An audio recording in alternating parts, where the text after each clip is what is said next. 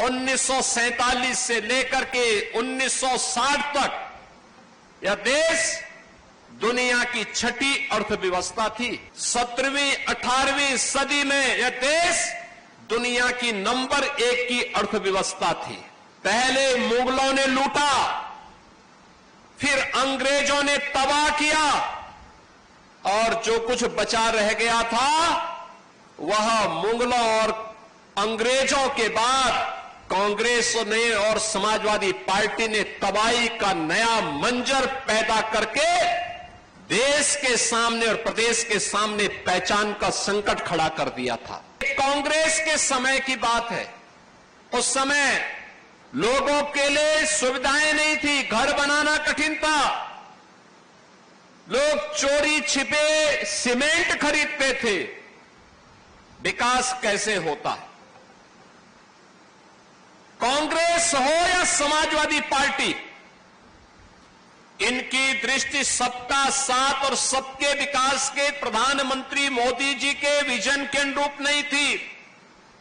एक संकुचित दृष्टि इन दलों की होने के नाते इन लोगों ने साथ तो सबका लिया, लेकिन विकास अपने परिवार का किया, अपने परिवार के लिए किए।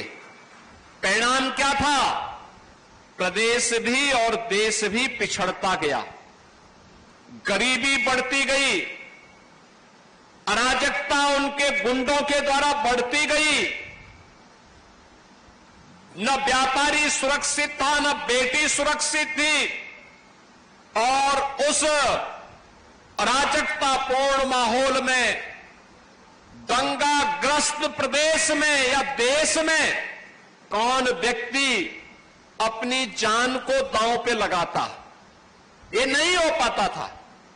याद करिए, जब ये देश आजाद हुआ था 1947 में, 1947 से लेकर के 1960 तक यह देश दुनिया की छठी अर्थव्यवस्था थी। छठी अर्थव्यवस्था थी। उससे पहले जब हम 17वीं सदी में जाते हैं, 17वीं 18वीं सदी में यह देश दुनिया की नंबर 1 की अर्थव्यवस्था थी।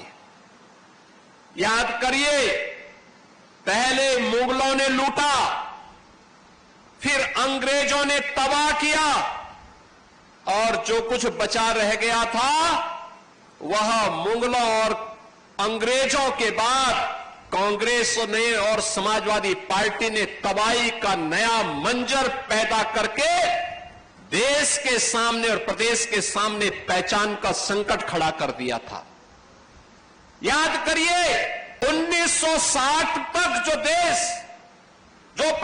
देश दुनिया की छठी अर्थव्यवस्था रही हो, वह देश 2014 तक आते आते आगे बढ़ने की बजाय दुनिया के अंदर हमारा स्थान अब 6 से 11वें स्थान पर आ गया। 11वें में प्रधानमंत्री मोदी जी के समय 11वें स्थान की अर्थव्यवस्था होने के बाद जब मोदी जी ने प्रयास प्रारंभ किया, विकास के माध्यम से एक मंत्र देशवासियों को दिया कि विकास सबका होगा, साथ सबका लेंगे, बिना भेदभाव के हर एक जगह का विकास करेंगे। परिणाम आया, आज भारत दुनिया की चौथी बड़ी अर्थव्यवस्था बन गई है, और आने वाले 2 वर्ष में भारत दुनिया की तीसरी बड़ी अर्थव्यवस्था होगा।